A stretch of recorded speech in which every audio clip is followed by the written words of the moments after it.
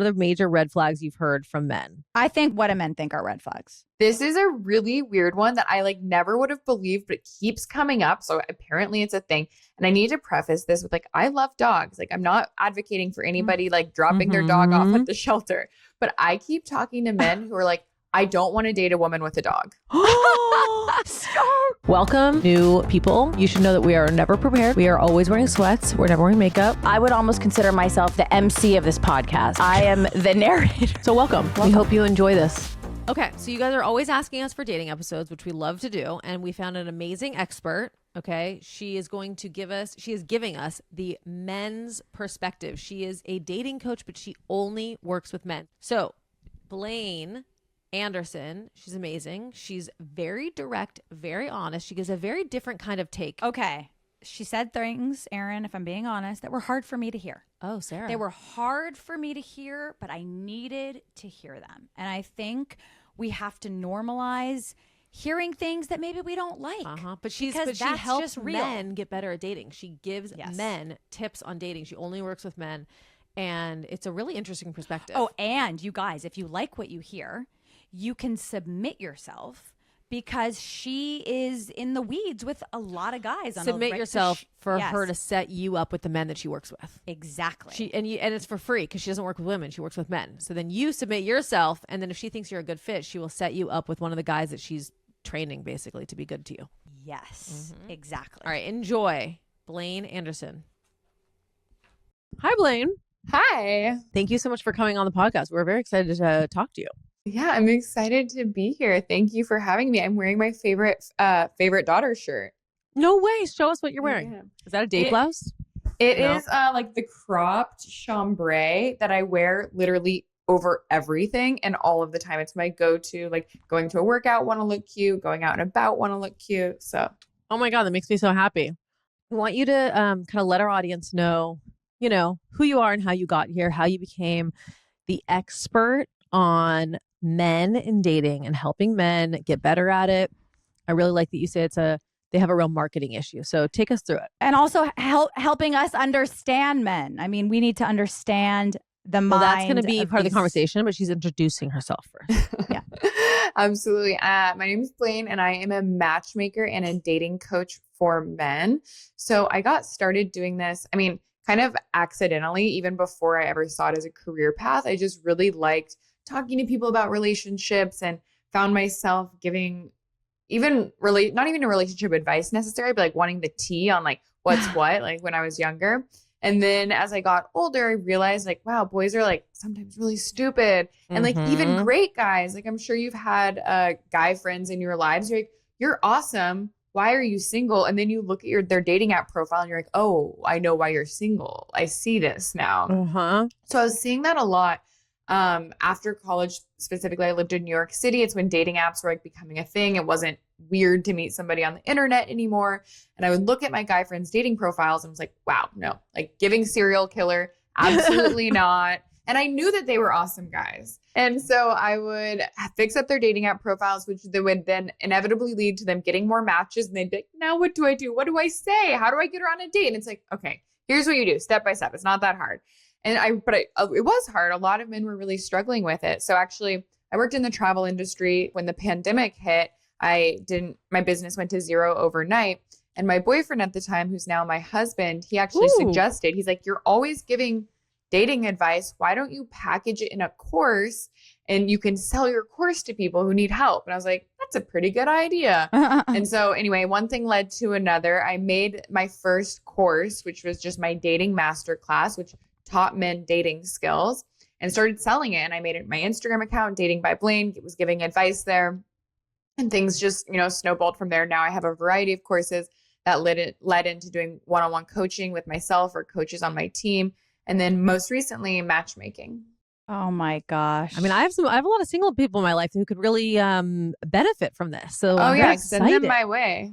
But don't you feel as women, I at least know myself and my friends, we just sort of assume that it's just women struggling to meet great guys, women struggling and that men just have the pick of the litter. I think it's just this sort of misogynistic narrative that is just embedded in us. as women, but the truth is, you see it more than anybody. Men are struggling too. Absolutely. The grass is always greener. You know, it's easy to say like the other side has it easier, but the truth is both sides are very struggling. They have different struggles and different challenges within dating, but definitely both are struggling. Okay, so they're as frustrated as women, correct? Absolutely. Yeah.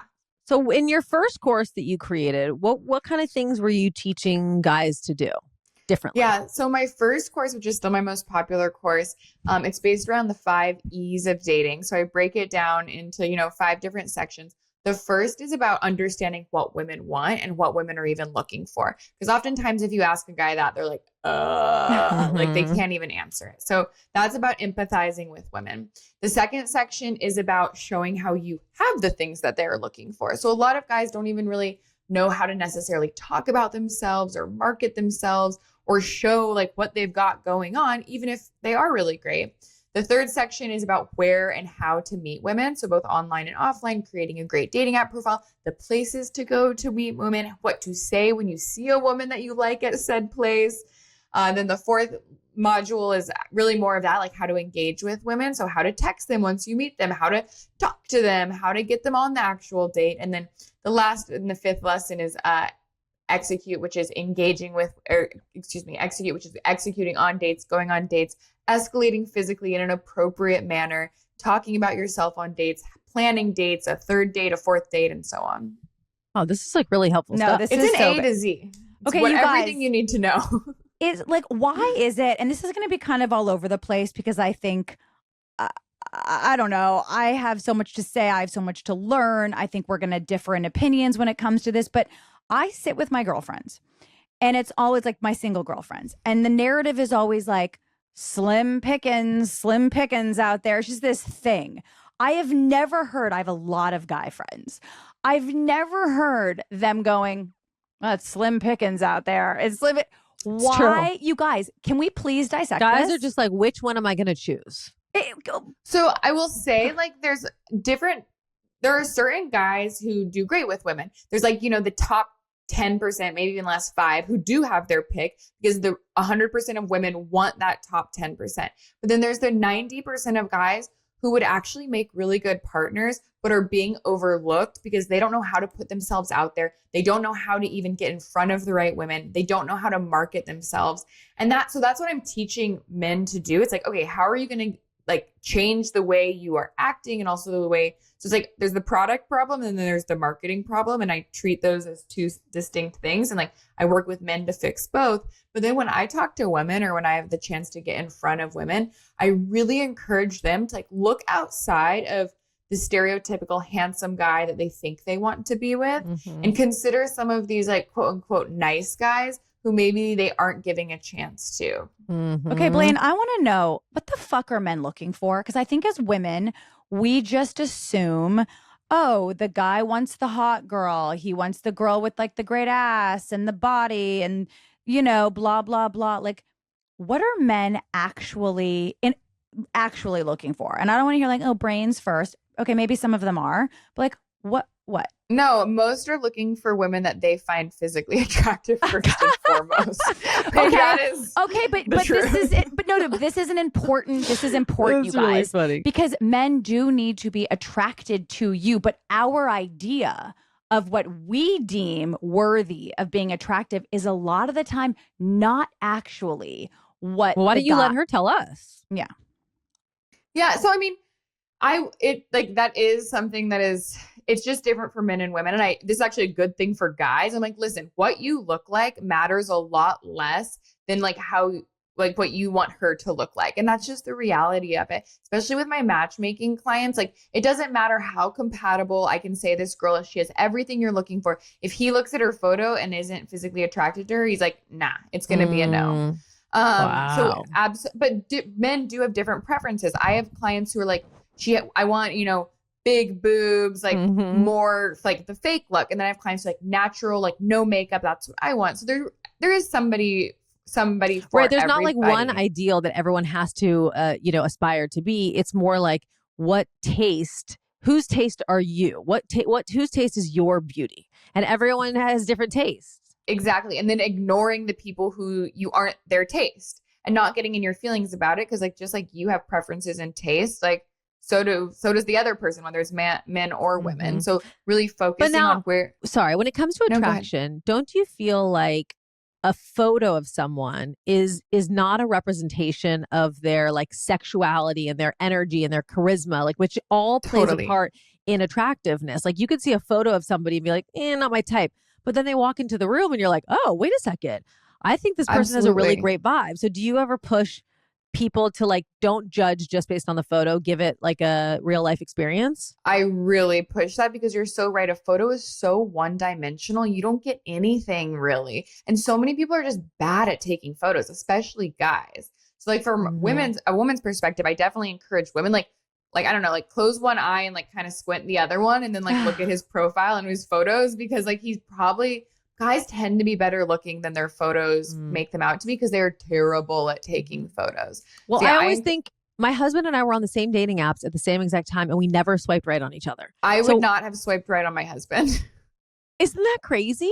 Yeah. So like think about that because but Erin, that's an age thing. He put you out of his age category. No, I mean I'm 2 years older than him and he was an ageist before we met. But I don't know for a fact that I was out of it. I honestly don't think I would have swiped right on him because I think that he would have been presenting himself in a way that I'd be like, no, fuckboy energy. You met your husband at the gym, right? Yes. Me too. Stop. Yeah. Really? In LA? Yeah. No, in LA? No, in San Francisco at Barry's. Stop. Wow. That's so funny. So and by the way, I know someone else right now gym. who just met the guy that she's dating at the gym too. It's kind of like a healthy, good place to meet someone, right? Totally. Similar I mean, lifestyle. guys, you have to do it right. You can't like approach a woman when she's, like lifting weights or running on the treadmill. I have like an entire guide on how to like meet somebody at the gym. So because people screw it up so often, but it's definitely if someone possible. came up to me like mid squat or I'd be like, okay, you're unhinged. Don't you think a lot of decent guys kind of know that? Like Simon intentionally didn't hit on me at the gym because he thought it was inappropriate. And so he had to force me to hit on him. Like, how did your husband hit on you at the gym? He came up to me after class. So I was like, loitering in the lobby, looking at my phone after class. And he walked up to me and was like, hey, I just wanted to introduce myself, and introduced himself. And I was like, oh, do you work here? And he was like, no. He was like, we're like in the same 8:30 class, like 3 days a week. And I was like, oh, and it was like so awkward. And he was mortified. He was like, okay, well, that's that. He's like, oh, well, nice to meet you. Bye. And like hightailed it out of there. And then, but then and I recognized how awkward like what I said was too. So then when I saw him like in the coming days in class, I'd say hi to him.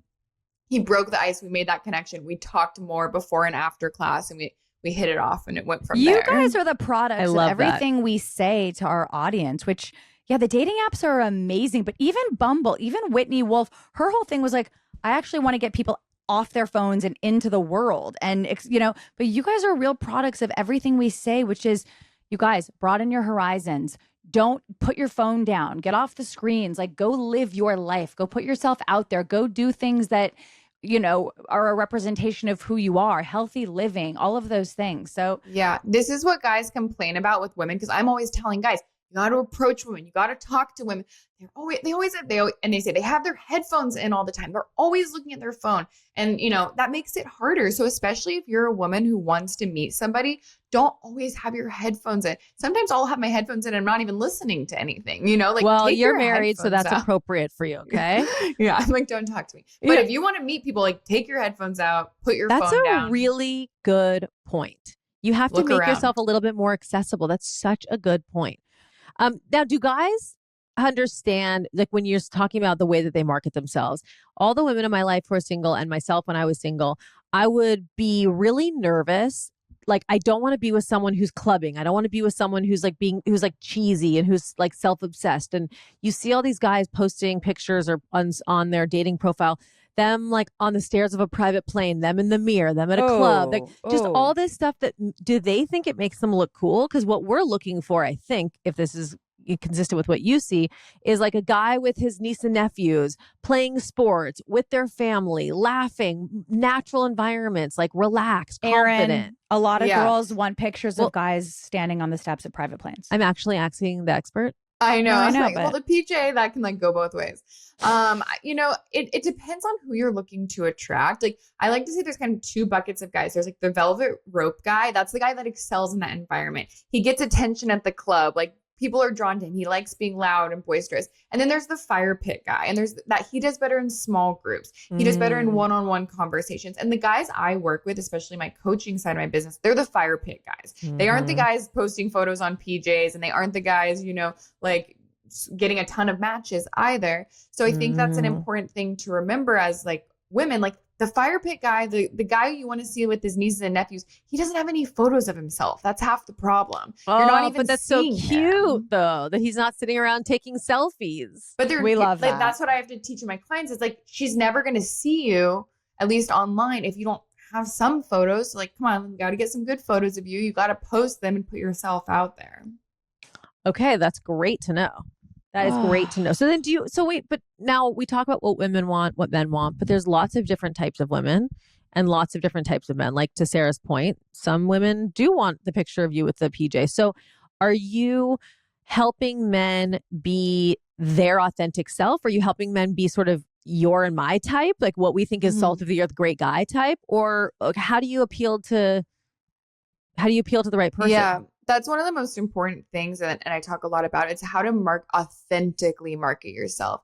Because if you're trying to be the guy who you think anybody wants you to be, whether it's me or the girl or whoever, your ideal girl, and you're having to act, that might actually work at first. It might get you some dates. It might even get you second dates if you're doing a really good job. But it's going to be impossible for you to hold that up. And then when your real self comes out, she's going to be like, who are you? And that's not going to be the right person for you. And then this whole time while you were pretending to be someone that you aren't, you've missed out on potentially connecting with women who would have liked you for who you are. So it's less about it's not about being someone you're not. And instead, bringing out who you are so women can see that. Because that's what I think a lot of men struggle with, especially like the quote nice guys, is like they aren't even putting themselves out there enough in like physical locations, but also how they market themselves so women can see what they bring to the table. Are you looking for a non-GMO plant-based protein? Okay. Yes, always. Always. The Ritual One is made from 100% U.S. grown, regeneratively farmed peas and providing complete amino acid profiles. It also tastes delicious. Yeah, it's 20 grams of protein. It's going to help you build lean muscle. They go through rigorous third-party testing. And the testing is for heavy metals, microbes, and they're informed sport certified, meaning each batch is tested for 250 plus banned substances. That's very important to keep it clean. This is the protein powder that I drink, that the kids drink. It's the one of choice. It tastes like a vanilla milkshake, but it's free of sugar. There's no sugar. There's no sugar alcohols, and there's no stevia. It's also HSA, FSA eligible. It's got a seamless checkout experience, so you can just save when you shop with pre-tax dollars. It's delicious. It's clean. It's good for you. And we need more protein. We need more protein. As we age, protein. You want to know my ingredients? You want to know my recipe? Blueberries. Great, give it to me. Blueberries, strawberries, almond milk, a scoop of almond butter. Yep. Scoop of the protein powder. Yeah. That's it. And that's it. Green, some greens sometimes. That's mine. I'll give you mine. Mine's and a banana. Pretty similar. And a banana. I do not like a banana in mine.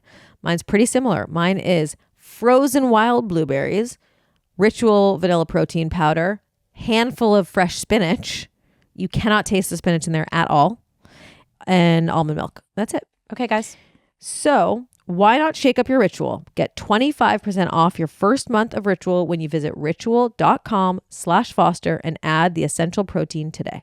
Bon Charge is a holistic wellness brand. They have a huge range of evidence-based products that are going to optimize your life in every way. It is founded on science and inspired by nature. All Bon Charge products adopt ancestral ways of living in our modern day world, which we really need.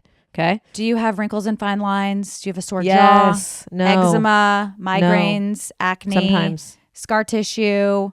Yes. Wound healing, relaxation. Like, guys, red light is all going to help those things. Okay. It's healing from the top to the bottom. Their extensive range of premium wellness products help you sleep better, perform better, have more energy, recover faster, balance your hormones, reduce inflammation. I mean, the list is literally endless. Have you seen Valentina's Bond Charge sleeping bag? So I got it for her arthritis, and it is game changer. It's just, yes, Erin, it's so healing, but it's also just, it really does put you into such a tranquil, zen, relaxed state, which is the face mask does it too. It's like every time I put that face mask on, I'm like, okay, that's when I'm doing a lot of my inner work. You know? By the way, all you have to do is 10 to 20 minutes each day. It's really nice and easy to use. You can be watching TV while you're doing it.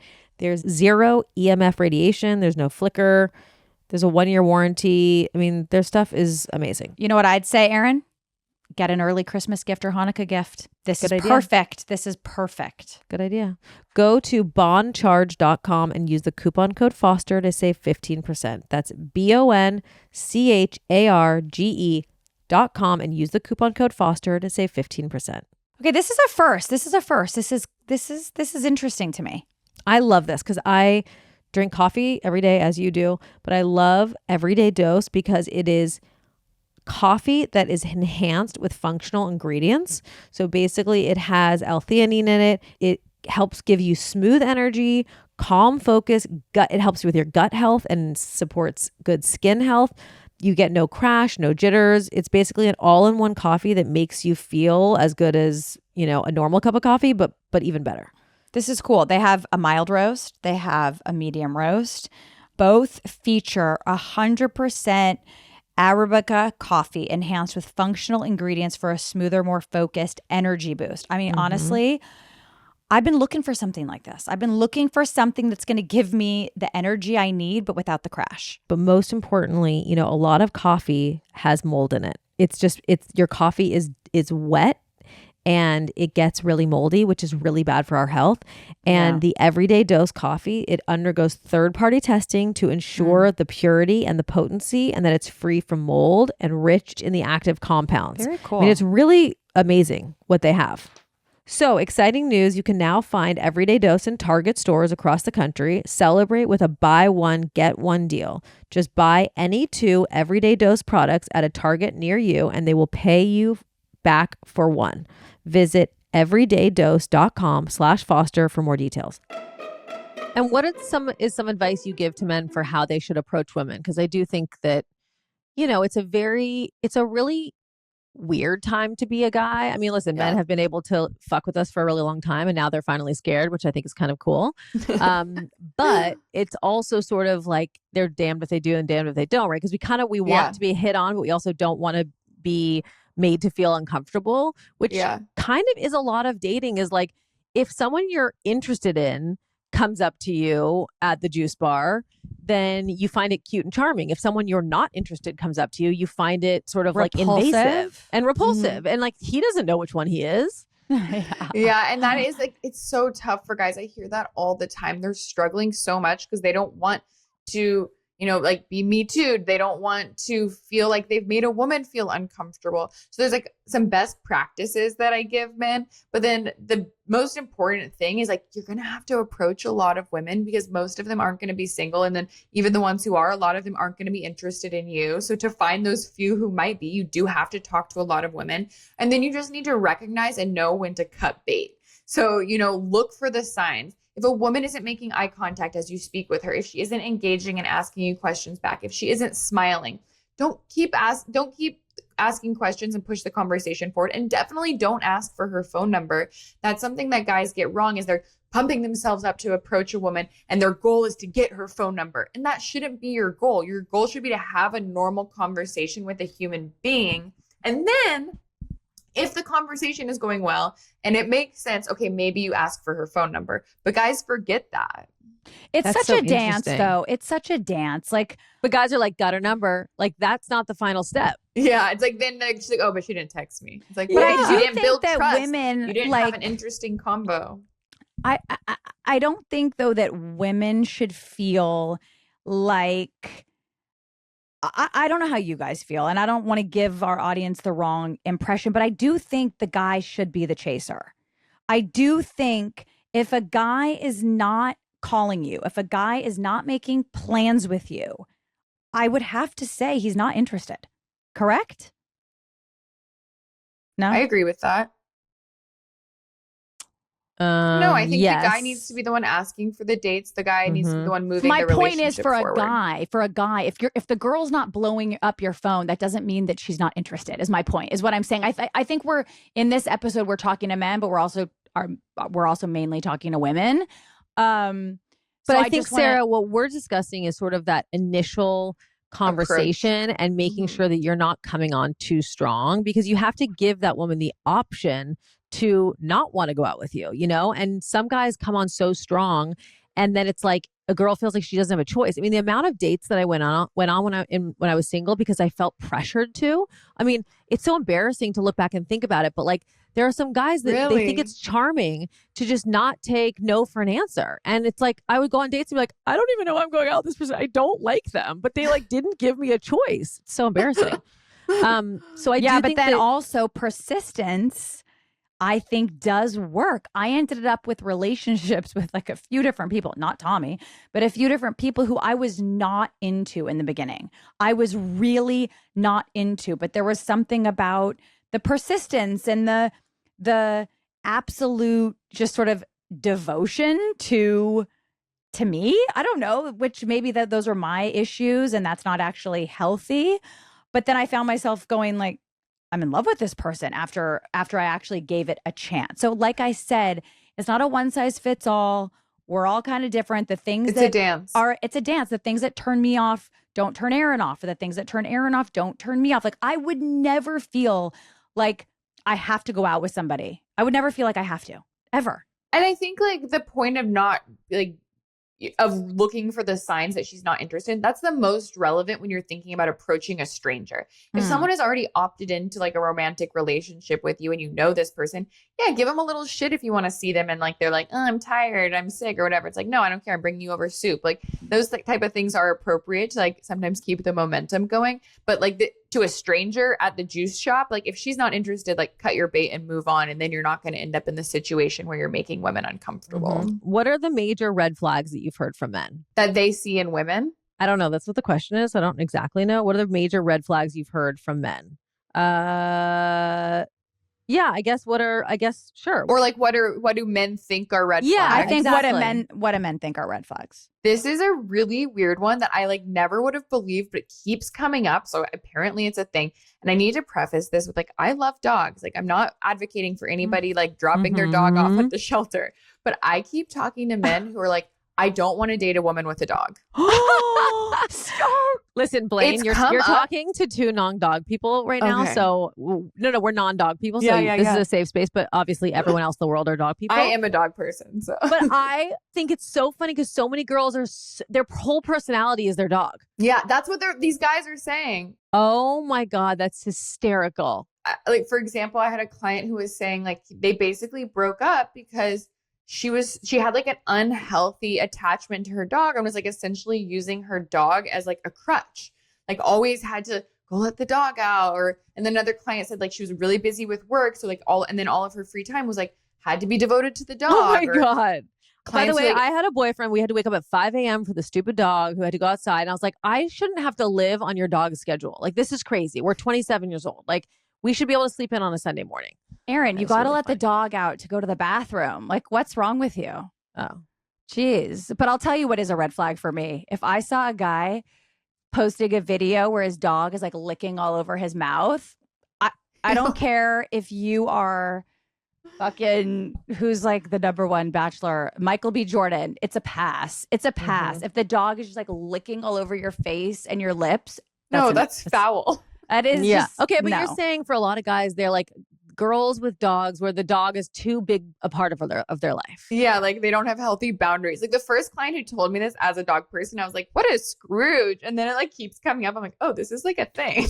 Wow. Wait, so multiple that's so men, fun. so they don't have an issue with women having dog. That would be crazy. It's just you got to have like healthy boundaries with the dog. I mean, or they're just like, no, we don't want to be. That's like I think that's what the reasonable clients say. But like I have had matchmaking clients where it's like one of their non-negotiables is she cannot have a dog. Does he have a dog though? Is he allowed to have a dog? Or No. No dogs. No. But I do think that there are a lot of women out there that I've seen that their dog is just like a really big part of their personality. Yeah. And it's like the dog has an Instagram. The dog is always around. The dog is in bed with them. Yeah, that's too much. Yeah. Obviously. So I had to negotiate with this client because he was an Austin client and everyone in Austin has a dog. I was like, okay, well, how about if the dog is over 10 and she fits your other criteria? You mean so basically the dog's going to die soon? Yeah, it's on the way out. You guys, this is going to be a very unpopular segment. I'm just letting you know. You know what? Everyone is allowed to have what they want, and that's what this guy wants. Okay, so what are some other things that guys say are red flags? Yeah. Asking, I mean, this one feels obvious, but hinting or asking to pay for things early on. I've actually been surprised that I've had matchmaking clients tell me this, that she has said things like they'll be dating for a little bit and this is an She'll example. be like, He my doesn't rent's work, due. My rent's due. Yeah, he's semi-retired and she'll be like, it's like a really nice lifestyle. Like we could hang out more this girl actually said this, if you paid my salary.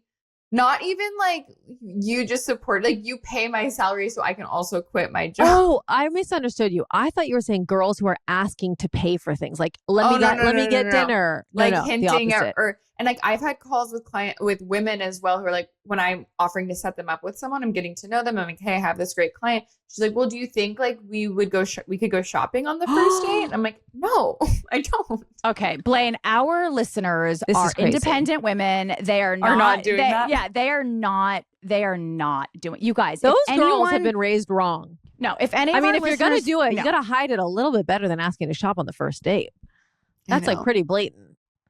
I know. God. Okay. So, some more subtle ones that people might not know about, but I guess like talking about your dog too much, like tone it down. So like, we'll settle that. Like, and I think also like you shouldn't pay on the first date, but at least like, pretend to reach for your purse. Okay. Like make the gesture. Mm-hmm. So those are more like applicable to probably the But this masses. is a big conversation that we have, Blaine. So like Sarah and I are believers in guys paying on a date. Okay. Me too. But I also understand, okay, you are too. So I also understand guys not wanting to feel like what they're doing is not appreciated. Right. But in our opinion, if a guy says, hey, like, let me take you to dinner, then he's taking you to dinner. So doing the whole fake, like, oh, let me split the bill, like is kind of immature in my opinion. It's sort of like, but to me, the thing to make it feel good for them is to just be like, thank you so much for dinner. I really enjoyed it. Like, thank you so much. Be appreciative. Or what I really like is like, if you, maybe it's like the second or third or fourth date, like, oh, like I'll get ice cream or like I'll get our nightcap and like just like offer to pick up something along the way. Like as you're getting to know somebody, don't just always assume that it's going to be on him. And I think just that offer, that gesture actually goes a really long way. Okay. I like to hear that. This is so fun. I love hearing what guys are saying.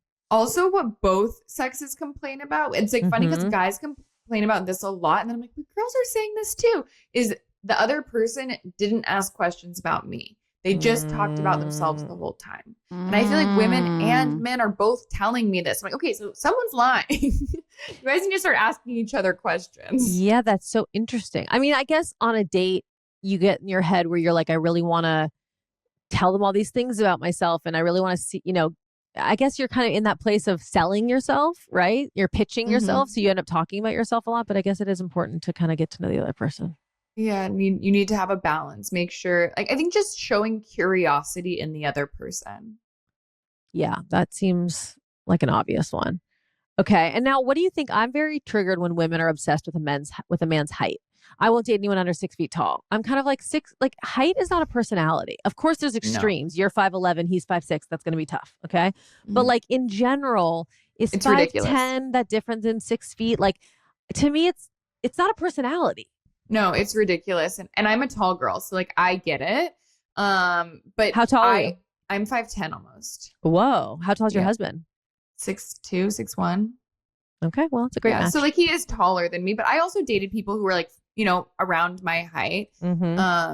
Because I think you're absolutely right. It's not a personality. And here's what I see a lot is that women under 30 care a lot more about height than women over 30. And then like the women who are like maybe we have to be a little more realistic at some point. Yeah, it's like, oh, because you realize like, oh, is height what's going to make me happy in the long run? But then I have girlfriends who are in their late 30s and like are like looking for a partner. And this happened the other day. great guy. Like I know him personally. I sent him to a girlfriend of mine who's 38, maybe 39. She's like 5'10". I'm like, girl, you're 5'4". Like the fact that you are saying no to him is why you are single. Yes. Yes. That's the thing, is that we get stuck in these, we limit ourselves with stuff that is all about like the optics. When the truth is you're looking for the person that you want to laugh with in bed at night. Okay. And you don't feel the difference of 6 feet, 5'10", or like blonde hair or brown hair. Like it's bald. Bald is the one I hear all the time from women when I'm matching. Like it's as common as the height thing. Oh, I really need a guy with some hair. There's so many hot bald and that's again guys. As they like what? I know. I mean, okay, I'm talking now like shaved head. I was just gonna say, are you telling the men who are balding, bro, it's time to go all in on this thing and just shave your head? Because if you got 7 hairs back there and you're combing them, we gotta shave the head. We just lean in. I hate it. I will die on this hill. I preach this like very hard on my social media and especially like in my courses. I'm like, if it is thin, if it is blowing in the wind, shave it off. Yes. There's nothing worse. It ages you too. You look you can be hot and bald. You can't be hot and balding. It's so true. Do we feel bad though for all the guys that are, on their way to Turkey right now? Like they all feel like they have to get the hair plugs. I mean, I do hear it from women. So like if you're in a savable space, like if you can just like add a few up there, like I'm not saying no, like go for it. They're really good right now. I mean, I know some guys who've done it and it honestly looks great. Wait, you guys, what's the equivalent for women? Like men, and the way that we're talking about this thing for men, what is the equivalent for how men talk about this with women? Like what they're picky about? Let's be real. It goes both ways. Like, let's be real. The thing I hear the most from men is weight. Guys, we have to be real. If we're gonna have this conversation, wait, what did you just say? What was the question? I was just looking at one of the questions on my phone. I said, if we're gonna be real, we're gonna really do this. What is the equivalent for what she hears from men? She's the mind of the men for us. So I'm saying the way that we all talk about the men going to Turkey and getting their hair plugs, and the way that women are so specific about hair, what's the equivalent for men? What are they saying about us behind our back? And she just told us it's our weight. And that's real. Weight. That's fucking real. But listen, but here's the thing. They don't all want super skinny. No, but they all want, it's a preference. Whatever their preferential body type is, but then that in fit. Right. No one wants like extra body fat. A girlfriend of mine who's really healthy, who goes hiking all the time, literally the other day, she said, Erin, I looked at my husband and I said, if you don't go to the gym, I'm divorcing you. I cannot look at you be unhealthy one more day where you just don't exercise, you don't go to the gym, you don't work out, and I'm constantly living this healthy lifestyle. Like, I'm not looking at your fucking dad bod one more day. Like, you got to get it together. And he was in the gym like 24 hours later. Yeah, and I don't think that that's about being vain. Like, my husband is really health conscious. He's like, he watches what he eats. He takes supplements every morning. He goes to the gym 5 days a week. And I find it attractive because he's taking care of his body. He cares about his appearance, not about the vanity of it, but I like that he cares. It just feels like, I don't know, someone who exudes health is more attractive than someone who is, lazy, not taking care of themselves, doesn't care what they put in their body, isn't being fit. Like, I do see how the correlation can just be, someone who's exuding a healthy lifestyle and taking care of themselves. But you guys, I would prefer like a dad bod, like broad shoulders and big, over like some roided out like muscle mania guy. That's my preference. Oh, do you know what I mean? Like, some of those guys where my girlfriends will be like, oh, look how hot he is. That is so not attractive for me. And then I also know a lot of guys who are not into thin women. I mean, it's just like everyone has their own taste, but right. Okay. So it's the bod. It's the bod that you hear the most. But do a lot of guys like, oh, I don't like a girl who's too skinny? Yeah. Sarah, I am hear asking that as much as the opposite. Like I hear guys like, oh, I like a girl with an ass, or like I like bigger boobs for sure. Like I don't, but I also, there are also guys who are like, hey, I want a girl who's really skinny. Ooh. I was always obviously really skinny, and I always heard having sex with a woman who is too skinny is like trying to take a nap on a wooden chair. No, where you heard that from is that Chris D'Elia did it in a stand-up bit. Is that where I heard it? Yeah, it's a very funny bit. And I understand that. Totally. Listen, if I were a lesbian, I would want some cushion. I would not that would be my preference. But maybe taste also changes as you get older.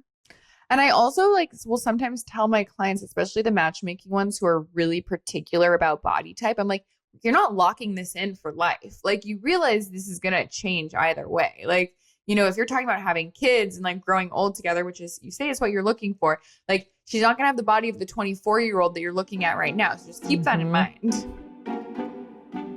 All right, let's talk FP Movement, okay? FP Movement is Free People's activewear brand. It is designed for all the ways that you move. Are you running? Are you hiking? Are you flowing? Are you training?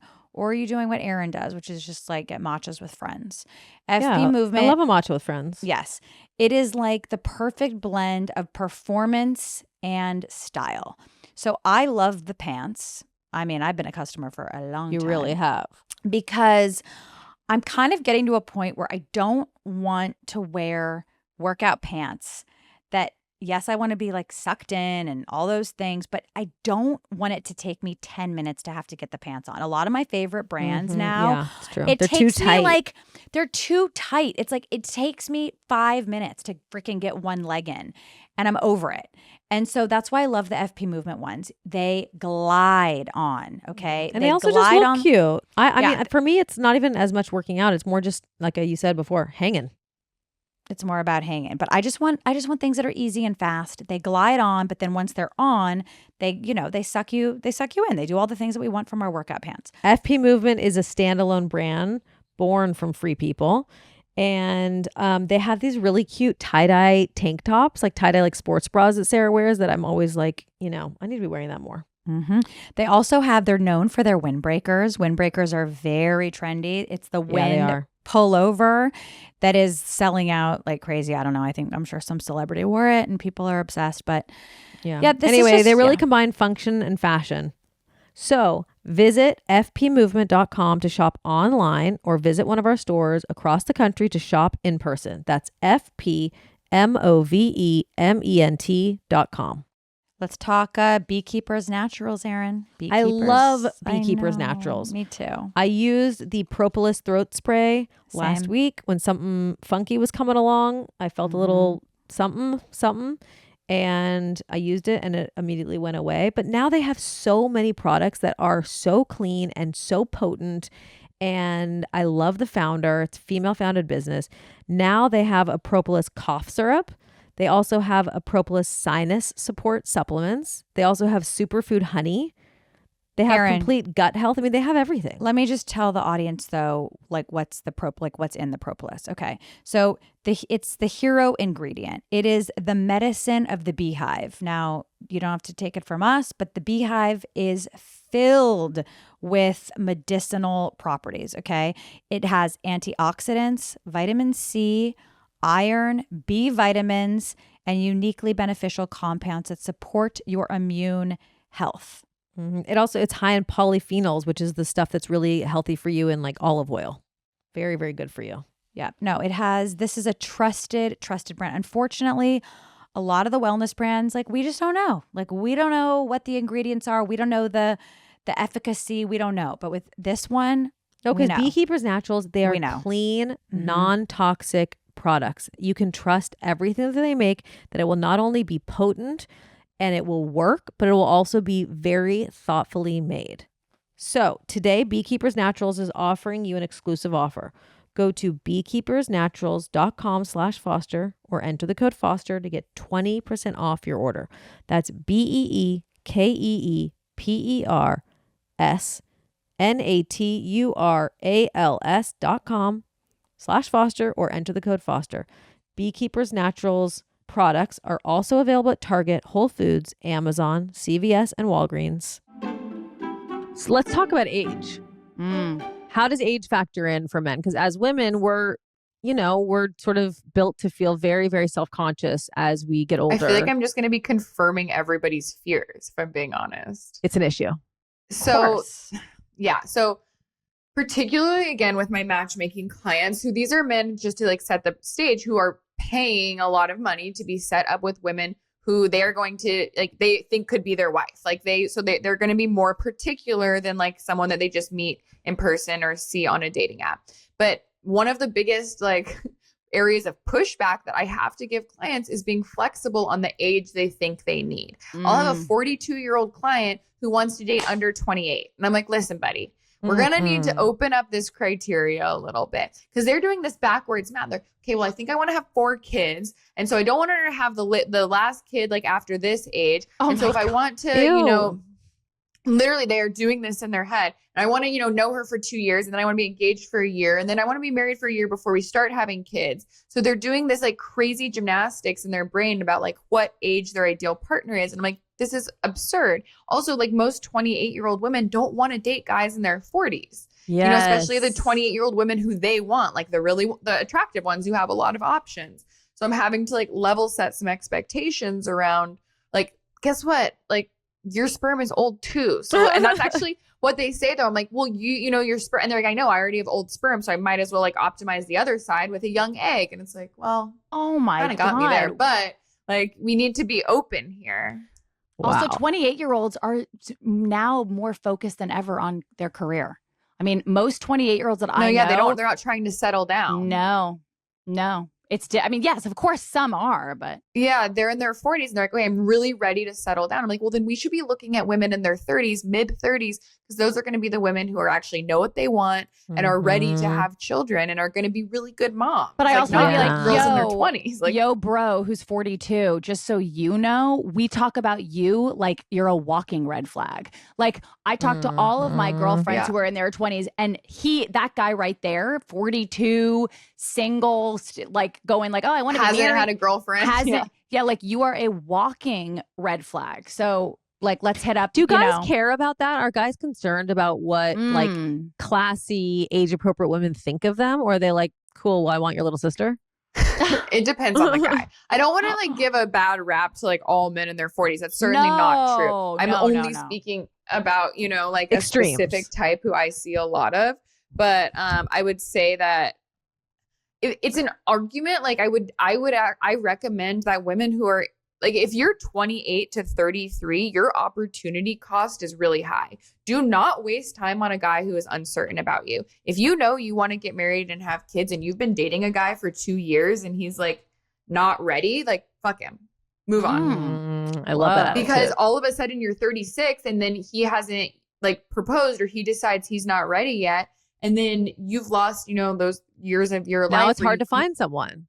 Way harder because to the point that Sarah made, like a lot of guys filter on the dating apps. And this is like the same for height. So like I tell my short clients, like, look, dating apps aren't for you. Women are filtering you out, but that same woman could be very interested in you if you met her in person. So get out there. And that's the same for if you're a woman filtering you out is Blaine, amazing. that's really funny. It's so dating true. apps are not for you. Women are filtering you out. So get out there. It's really funny. Listen, another thing is, you know, someone pitched me to Simon 2 years before we met.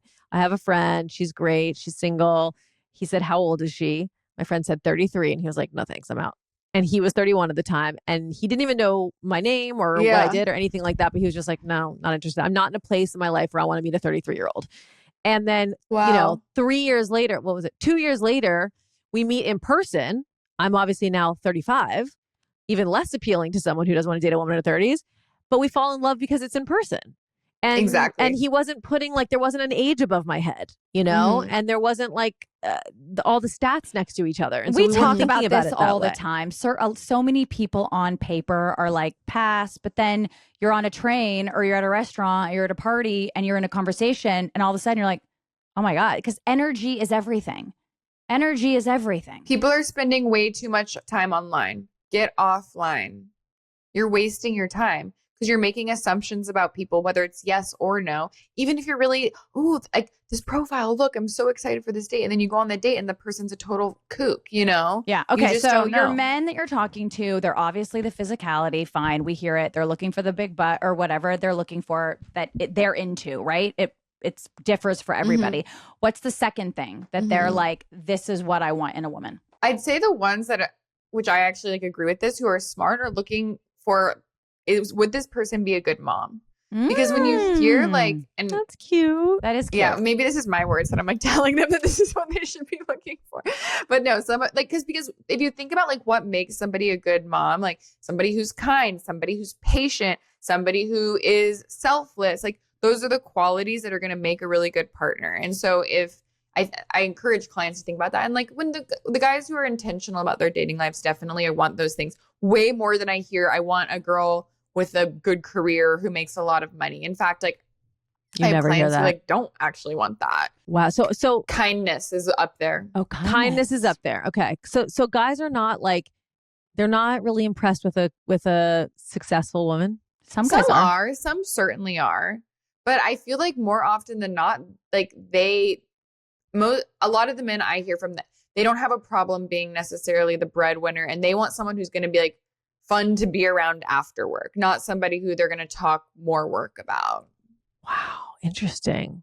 These are some hard truths, Blaine. I know. Sometimes I hate saying them because it's like I want but everyone to like this be themselves and not be self-conscious about their age or their weight. But I mean, listen, it's interesting to know these things. And so also what I would say back to the age thing just for a minute, like if you're in your mid 30s, time does not run out, or if you're in your late 30s or you're even in your early 40s, but I recommend considering dating look older than you. Like look for like the divorced guys because they, you already know they can commit. And so if they just picked the wrong one the first time around. And what do you say to, I made a conscious decision when I was because I was almost 36 when I met Simon. I made a conscious decision to not talk about how badly I wanted to settle down and get married because and I believe in being yourself and all that stuff. But I do think and I understand why it can be a turnoff for men the same way it would be for a woman. If the other person feels too desperate, if the person is like, I really, really, really want to commit, I really want to settle down, I'm dying to have a family, that would scare me if the guy was saying that. I would feel a lot of pressure. So it makes sense when men are sort of spooked by that. Is that something you talk to women about? Yeah. So I would definitely be honest about what you're looking for, especially when it comes up. But it's human nature to want something that is scarce. If there is something that's abundant, it's a lot less attractive. If this person feels desperate and like they'll take anybody, like then you don't feel special. Everybody wants to feel special. So like make the guy feel a little bit like he has to work for you. And like, yeah, you might want a family but with the right person, and you're not going to rush into it with the wrong person. So of course, have these conversations when it's appropriate. Don't waste time on somebody. But the first, second, third date is not an appropriate time to be like trying to feel out whether or not this person is your husband. My husband, when we met, I guess I was 29 and he was like 30. Yeah, 30 when we met. And at that point, he was like saying, oh, I probably like won't have kids until I'm in my 40s. I don't see myself getting married until like my late 30s. That's like the picture he'd painted in his head. But then I came along and once he got to know me, he realized like, okay, that's crazy. Like this is something I want. So that goes both ways. Like what somebody wants can change when they meet the right person. Mm-hmm. So if you're pressuring somebody, do you think you want to have kids in the next 2 years? And they just met you, like the answer is probably going to be no. But if they get to know you and you fall in love, then the answer very well could be yes. And they could be very excited about that. Wow. This is really fun. Okay, let's look at some of the questions from social because there are a lot. Okay. What are great places to meet men if not drinking at a bar? Yeah. So I would say just like out and about in your life. And then the thing is like just make more opportunities for yourself. We live in a world where you can order your groceries on your phone, where you can work out from your house. You can literally do every single thing from your couch and stop doing that. Go get your groceries in person. Go sit at a bar not to drink, but like to enjoy a meal, like a food type of bar. Take a walk without your headphones, sit in a park, reading a book, just put yourself in places where other people are hanging out and specifically people who you might want to meet. So, where's the guy that you think you want to be with spending his time, and spend time in those places or adjacent places. I'd say hit up San Diego where like the Navy SEALs train, like that feels like, you got to get out of this bubble of LA and actors and musicians. I mean, guys, San Diego, I feel like LA's tough. LA is brutal. LA is hard for dating. And then even the geography of it. I was just Like, texting my girlfriend the quote that you said. Men say it's hard to hit on a girl whose head is in their phone and has headphones in. If you want to meet a guy, get your head out of your phone. Do guys Yes. talk about body count the way that maybe girls do? Is that a social question? No, it's just my own question. Oh, it felt like it was your own question, you little freak. I think Yeah. that really depends on the guy. Like, I've definitely heard people like, is it appropriate to ask a woman that? I'm like, absolutely No. not. Hell no. Can you imagine on a first date? How many guys have you been with on your first date? That's so insane. No, I don't think guys are like necessarily like chatting about it with their friends. Like, it's not something like I hear men talking about. See, I would frequently, think they but do. it's definitely like come up in my question boxes. Like, I would think "Can I that ask guys this?" And it's care like, no. about that. That's why that's so interesting to me, because I would think guys care. But I feel like I grew up in a generation where guys were like, you could just use the word slut freely. It was just like a word that was just like you were allowed to use it, you know. And guys were like, she's a slut, you know, because she was with blah blah blah. And I feel like now, luckily, thank God, we're having more respect for women, and men can't get away with the shit they used to. But that's interesting. That's I feel like not, Gen Z's better about that. Yeah. Yeah, I think so too. Yeah. Okay. Is it true that if a man is interested, he will always text you after the first date? He should, but if he hasn't taken my course, he might think he needs to like wait 3 days or wait a week to like play so hard to guys get. play games too? They do that shit too? Oh my God. So that's one of the I have to like unteach these guys, because there are other like quote dating coaches or like pickup artist people out there that are telling guys to play these games. And I'm like, yo, if you had a good first date, she doesn't know that if you don't tell her. So like tell her you enjoyed meeting her and ask her out again. Sometimes I'll have a call with a client and I'm like, he's telling me how good the date was. I'm like, oh, so when's the second date? He's like, well, I don't know. And I'm like, did you text her? And he's like, no, I didn't text her afterwards because I didn't want to seem like too needy. It's like, oh my God. Well, how are you ever going to see her again if you don't text No, you her guys, and everyone ask her plays out? games. This is the problem. When you have two people who play games, it's a recipe for disaster. You'll never know actually how it could go. You cannot have two people playing games. Okay, I have a question. We've talked about this a lot, so I want to know your take on it. As a woman, you've gone out with a guy 2 times, you're not feeling it. He texts you, he wants to go out again. What do you say?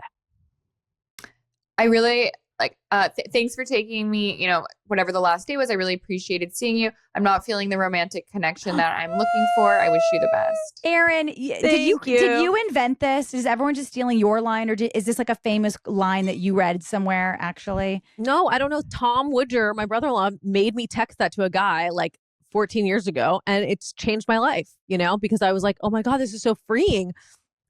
It's not like you're blaming that other person. I don't feel the romantic connection. I wish you the best. It's so simple. Like, stop the ghosting. Everyone is so sick of being ghosted. Everyone's done it. We've all done it. We've all been on the other side of it.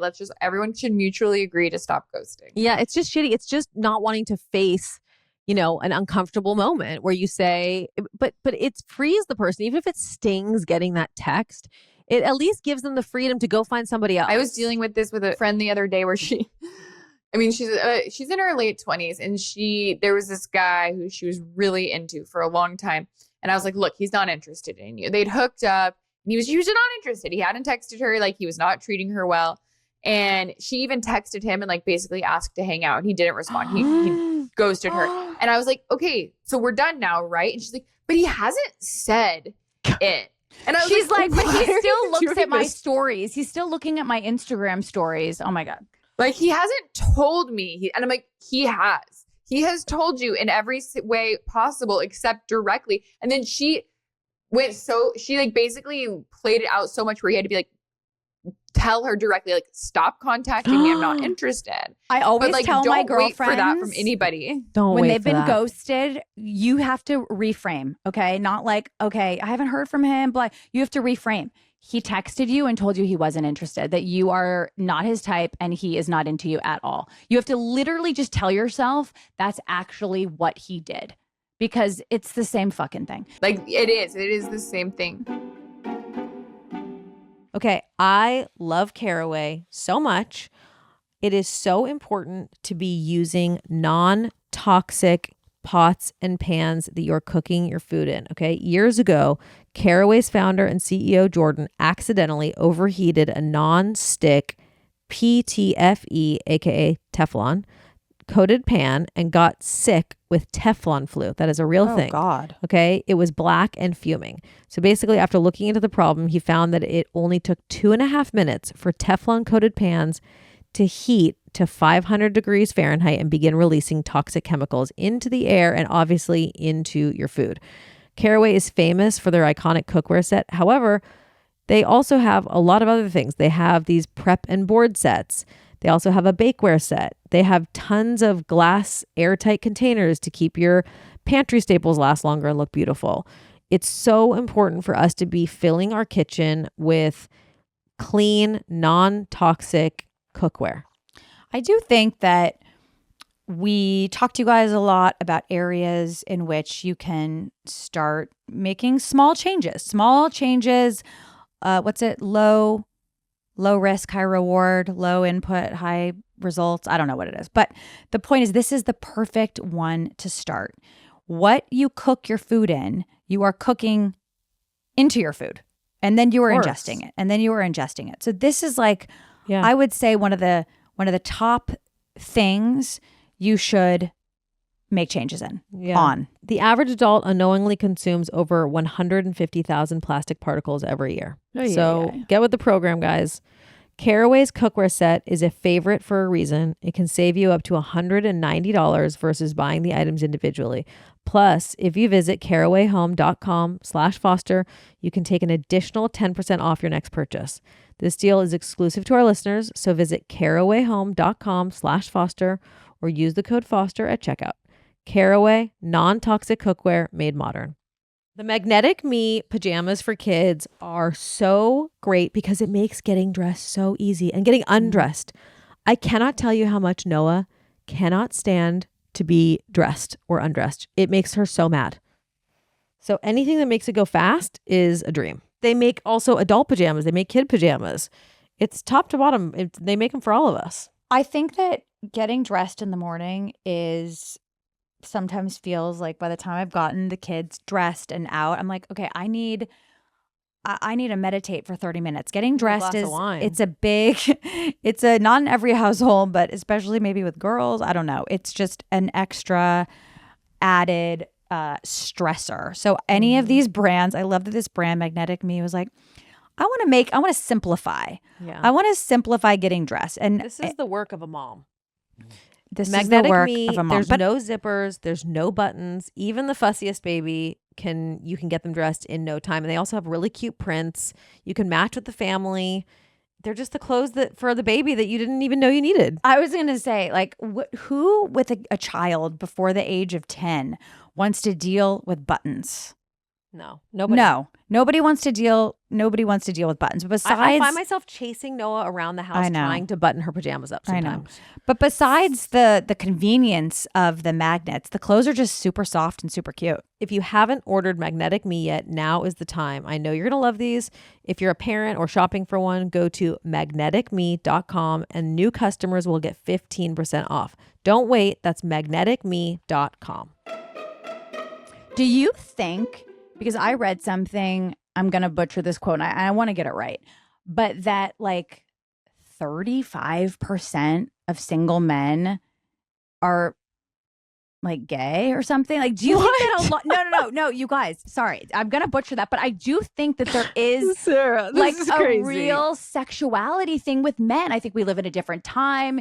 It's more, I don't know, just a lot of guys I'm hearing like, oh, did you know that he was hooking up with this guy? I go, what? He's into guys too? I mean, am I off base? This happened here, to my girlfriend in LA the other.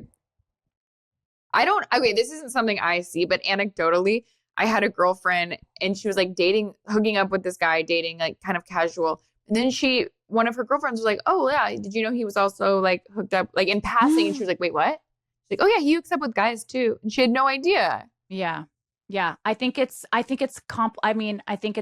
just a different time. I think women are now like dealing with that.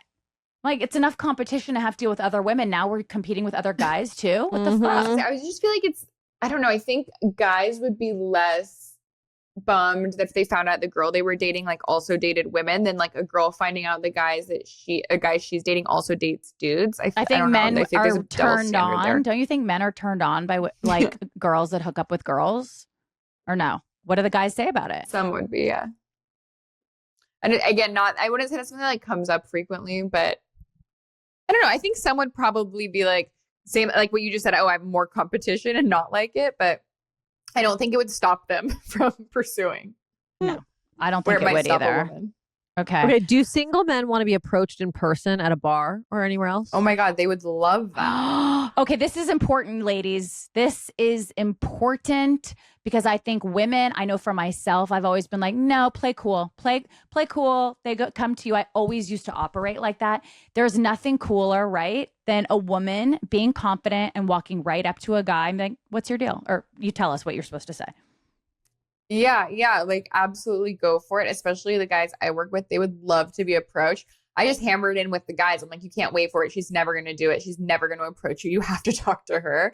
But absolutely, like I'd say go for it. I love that. Okay, so you're hearing from a woman who is I was going to say embedded, but that's not the right word.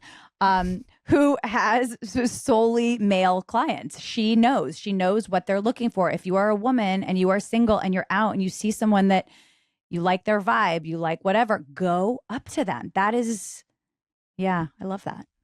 And here's the thing about approaching, whether you're a man or a woman, you have to approach a lot of people. Just because you approach somebody, like that's great, but that doesn't mean they're going to be interested in you. They probably aren't, just because like statistically. So like don't be discouraged if like you approach one guy and he's not it. Like do it every time you see an opportunity. Okay, to all of our single female listeners, what would you say is the best piece of wisdom or advice you can offer them? I would say don't expect to have sparks on a first date. You don't necessarily need to know that this person is it.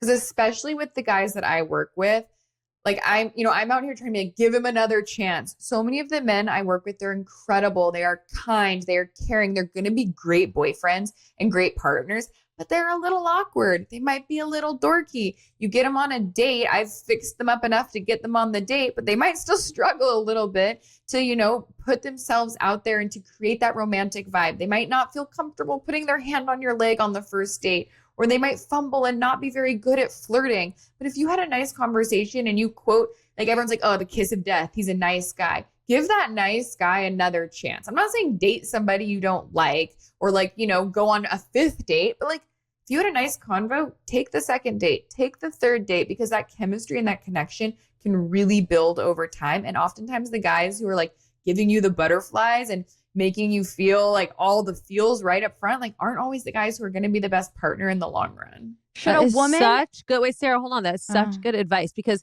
you think about like you could meet, your friend's friend out in the world and be like, wait, should I date that guy? Because you're watching him just be his relaxed, confident, easy, nice, sweet self. But then that guy on a date with you might be a little nervous. And seeing him nervous makes you think that he's not, confident enough for you. So it's like you're not really getting the most relaxed version on a first date. It's such an intimidating situation. Yeah, I like to count the first date. Just think of it as date 0. It's just like a vibe check, especially if you met online. And then take the second date, let's call that the first date, where you can have more expectations around connection. I love this. Good advice. First date is actually, don't look at it like a first date. It's a vibe check. I freaking love that. Okay. Are there mistakes people make specifically in texting? Over texting. Big time. Over texting. So I always tell my clients, like, you're more likely to text yourself out of a date than into a date. Do not try and get to know each other via text. And this, for a few reasons. First of all, like you might be having great text banter and that feels like really good. And then you get on the date and either or both parties expects there to be more of an immediate connection because you've had all this texting and it covered all these topics.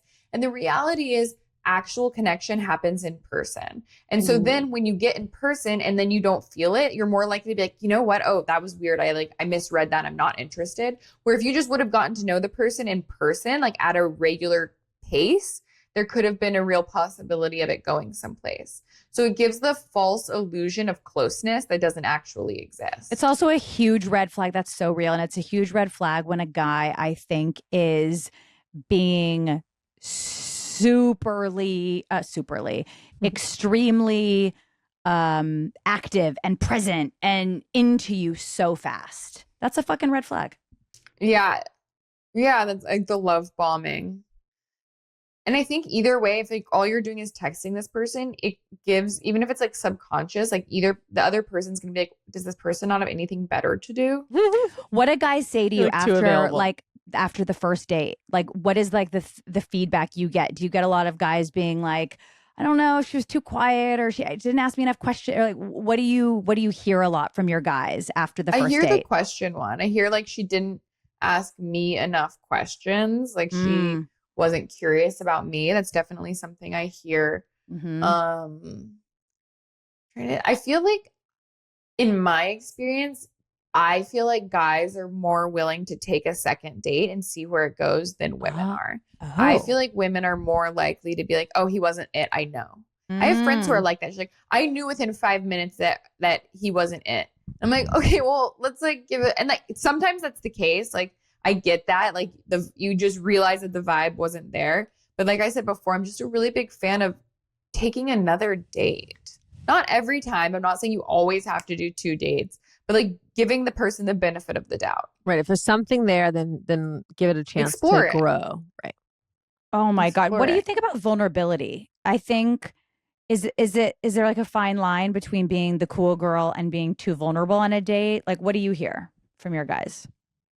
You want to be vulnerable and share about yourself at an appropriate cadence. And that's the key, because being vulnerable as a man or a woman is actually really attractive because it can show confidence and that you are comfortable with who you are, but you don't want to overshare or like necessarily be vulnerable too quickly. You don't need to tell them about all of your mental health history on date 1.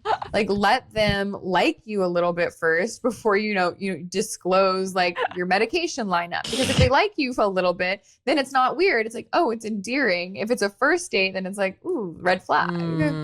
Well, there's a few of the questions were things, like 38 and widowed, please give us advice, were overlooked, or I just got out of a 6-year relationship where he cheated on me. Like, when's the appropriate time to talk about that? I do think there's a lot of questions about sort of, when do I unload my baggage? Yeah. So it kind of goes back to what I said, is like, you need to like, I don't want to suggest this is playing a game. I think it's just like about understanding what's appropriate to share and when. It's like, you want to develop a bit of a relationship and a rapport so they see all like the good things about you before you maybe share something that is like less desirable. Like, okay, you have a massive amount of debt. That's not great, but like, that's also not going to be a deal breaker if he already likes you. So just make sure he likes you before you share that. That's right. And I would really like to say funny. that's not playing a game. That's not at all a game. This person does not deserve to know your life story. Like, you have to earn that. I think we just reframe it. Like, you have to earn these sort of private scenarios happening in your life. It's not like playing a game. It's because, just, by the way, if you're going on a lot of dates and you're telling everybody all this shit, then all of a sudden all these people that you aren't dating now know intimate things about you. And it's like, they're not interested in knowing more. Like, you want to leave a little mystery. You want to be like the onion. Let them peel back the layers. Don't just like give them everything they want to know up front. I talk about this with my clients all the time, but it goes for men and women. Like, make them work for it. They don't deserve to get everything. Do your guys comment on like outfits? Like, oh, she was dressed inappropriately, or she was like, to guys, because we actually talked on a previous episode about the perfect first date outfit. We asked our brother-in-law. What do you hear about that? I'm literally racking my brain, and I'm not sure a guy has ever even mentioned a woman's outfit. This is huge, you guys, because everyone spirals. Maybe it's like, don't spiral. It's just like, wear what's going to make It you feel turns out comfortable. he's not even going to notice what you're wearing. Oh yeah, as my long as it's God. not like, if it's like really far some direction. Oh wait, you know what? I take it back. I actually had a conversation with a guy yesterday, a potential client, who is like telling me about a woman he dated. He's like, she just like dressed kind of boring, like I didn't feel like she was going to be fun because she dressed really boring. So I guess like he's looking for somebody fun, and she was like dressed like a librarian, so like wasn't for him. But, I like, had a they guy probably judge me for wearing too many sweaters. I love a good sweater. I know, me too. Obviously. Same. It's so funny though, as women, the thing we think that they're paying attention to, the thing we think that they're actually thinking about, a lot of the time they are. Like, have they ever mentioned cellulite to you? Like, I just need a woman with no cellulite. No, definitely not. I think they do, you know, I said this earlier, they do take in like looks as a whole. Like men tend to be very visual, and the outfit certainly plays a part in that, but they aren't able, I feel like they aren't even able to like distinguish that as like, this is why she looked good, or this is why she didn't look good. It's just like, wear something that you feel confident in. I was just going to say that. Wouldn't you think the best outfit is the one you feel the best in? Absolutely. Yeah. I don't believe personally in the little black dress that's like overdressed. I wear your best jeans and your best top. A good belt, a button down, like maybe a little cleavage, but not really. Just like, oh, Sarah, here we go. Shut up, Erin. Here we go. Giving bad advice left and right. Okay, well, we could talk to you for a million years. This is so fun. Wait, hold on. We're not done. What are you talking about? It's only 1:12. Whoa, you're freaking out. I thought we were going to 1:15. We have 2 minutes. Okay, let's do it. I was gonna in the last 2 minutes let people know how they can work with Blaine. But we're gonna do that in our intro. So. We'll do that in our intro, Erin. God. Oh my God. Okay. All right. Let's do the last 2 minutes, girl. Sarah's being a little clingy. Okay. Wait. Oh no, but there's so many questions. Sarah, you know you can work with Blaine. I actually only work with men though. She only works with men. Wait. So I could transition. Oh.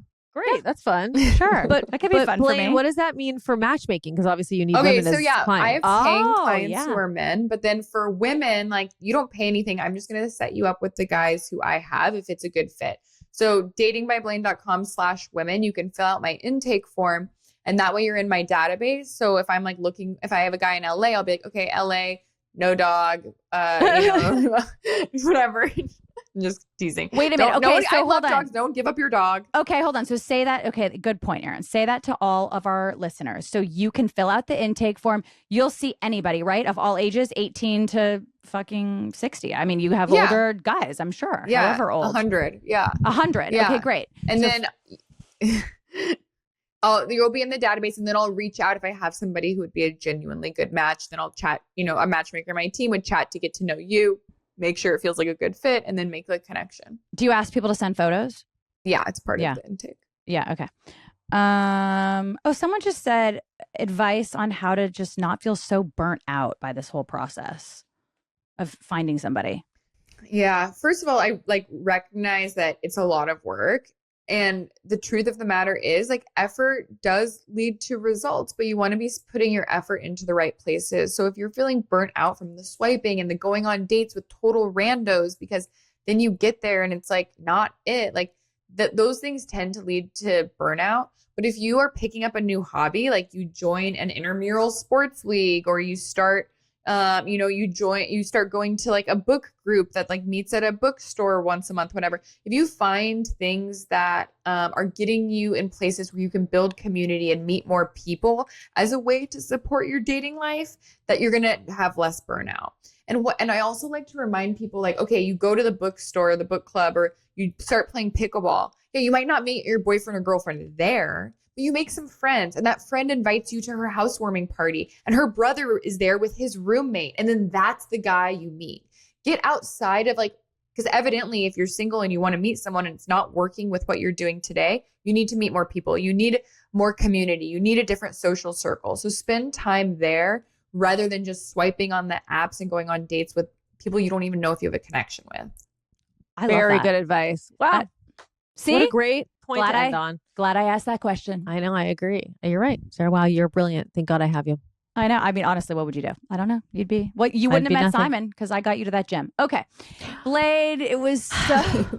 Blaine, you're awesome. You had so many great things that I was sending my friend text while, and quoting you throughout our episode. So wait, you want to know what I want to know? I want to know how many of her clients are wait, I think I'm in love with you, Blaine. I know. Seriously. Text us that because I mean, Erin, can you imagine all of them? They're like, yeah, but you're my dream. Yeah, girl. why aren't you single?